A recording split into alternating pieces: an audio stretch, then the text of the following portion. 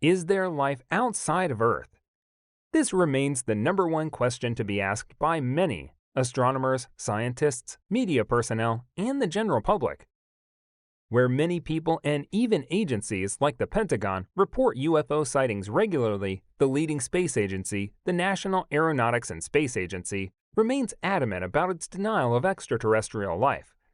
However, multiple occurrences have only increased our belief in the existence of extraterrestrial life.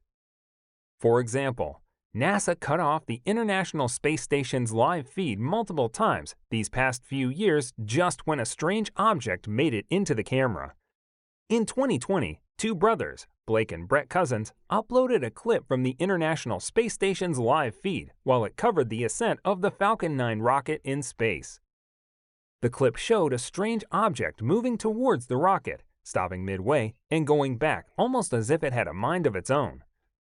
Immediately after, the live feed was shut down and the launch was not covered further. The object was eerily similar to a UFO. Another breakthrough in the field of extraterrestrial life was when the first interstellar object entered our solar system. Robert J. Wyrick was born in 1981 and holds the honor of being the first person to discover the first known interstellar object to enter the solar system, Oumuamua. A Canadian astronomer and physicist, Robert J. Wyrick is currently engaged by the University of Hawaii at Manoa. Wyrick also has several articles of astronomy and meteors published in his name. At the Haleakala Observatory in Hawaii, Wyrick discovered Oumuamua accidentally while he was searching the skies using the Pan-STARRS telescope. What would you do if you knew a giant cigar was hurtling towards Earth for a head-on collision? Panic? If you were an astronomer or an astronaut, panic would settle for a long time after you made such a discovery. Your first emotion would be more similar to awe, inspiration, and wonderment. That's what Robert J. Wyrick must also have felt when he saw a gigantic object spinning across the sky. It was larger and more irregularly shaped than any asteroid ever discovered by man. The name Oumuamua stems from a Hawaiian term literally meaning a scout or a messenger from far away. Though it was mistaken to be just another asteroid in the beginning, further observation set Oumuamua entirely apart from the domain of asteroids and comets. For one thing, the dimensions of Oumuamua revealed that it was 400 meters wide and 4,000 meters long. This aspect ratio of the length is almost 10 times as much as the width did not fit the description of an asteroid or comet at all. Another indication of Oumuamua being very different from asteroids and comets included the fact that it possessed a reddish hue, characteristic of only interstellar objects. Similar, or most surprisingly, Oumuamua did not disintegrate even when it spun across the sun, even though it was very close to it. The temperature of Oumuamua at this particular moment in time was more than 570 degrees Fahrenheit. Had Oumuamua been an asteroid, it would have combusted into dust. Thirdly, Oumuamua did not possess a tail, another integral characteristic of comets and asteroids. At first, astronomers believed that the absence of a tail was just because Oumuamua was a little too well marinated in dust. However, once again, further observation revealed that there was not even a speck of dust on our strange visitor. Lastly, the greatest indication of Oumuamua being anything but an asteroid or comet was the path it took and the way it moved. Oumuamua was practically spinning ahead, moving over itself end to end. And its path, which was supposed to be parabolic in nature, was anything but that. For this reason, the time we got to observe Oumuamua was only 11 days. The initial expectation that stemmed from the expectations of a parabolic path had been that it would be available for further observation. However, it exited our solar system almost as quickly and suddenly as it had entered it. The path of Oumuamua.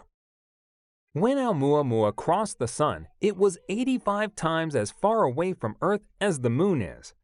According to NASA, Oumuamua's plane of movement was revealed to be 20 degrees above that of the planet orbiting the Sun. In November of 2017, Oumuamua crossed the orbit of Mars and that of Jupiter in January 2018. In the following year, Oumuamua had already crossed the orbit of Saturn and was bidding farewell to its short-term host, the Solar System. Further study into the path of Oumuamua's solar maneuver revealed that it came from the direction of Vega, the brightest star in the constellation of Lyra. Its speed and motion indicate that it was more than 300,000 years old and has been wandering through space since then. The speed of Oumuamua as it went across the Sun was a breakneck 4,800 kilometers per hour. By the time it crossed the Sun alone, the Sun's gravity had caused it to reach a speed of 315,800 kilometers per hour. A fascinating fact is that it was not ultimately Oumuamua that met the solar system, but the other way around.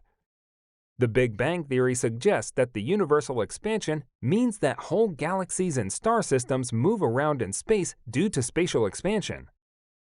Oumuamua was studied well enough to reveal that it did not host any life on its surface as it ventured into and out of the solar system.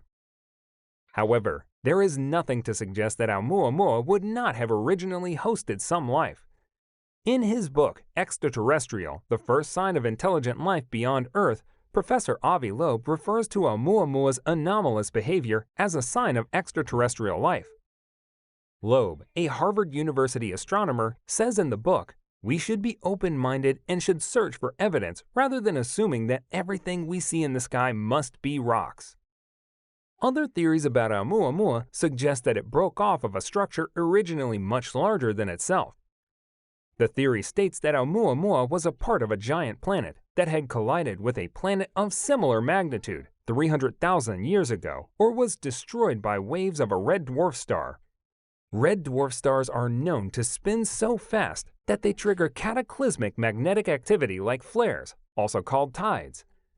If stars cause planets, as the one Oumuamua came from, to combust into trillions of pieces, this produces more interstellar objects than ejections of regular asteroids or comets. The discovery of Oumuamua pushed the National Aeronautics and Space Agency and other similar organizations. Paul Chodas, manager of the Near-Earth Object Studies at NASA's Jet Propulsion Lab, had to say about the discovery of Oumuamua, "What a fascinating discovery it is. It's a strange visitor from a faraway star system, shaped like nothing we've ever seen in our own solar system neighborhood." The discovery of Oumuamua has led to the invention of a new telescope that will allow astronomers to observe other interstellar objects like Oumuamua. The Large Synoptic Survey Telescope, or the LSST, is an astronomical observatory being constructed in Chile. It is expected to be operational sometime in 2023. The LSST camera is managed by the SLAC National Acceleration Laboratory and is an excellent example of how vital discoveries like Oumuamua are for the development of space technology.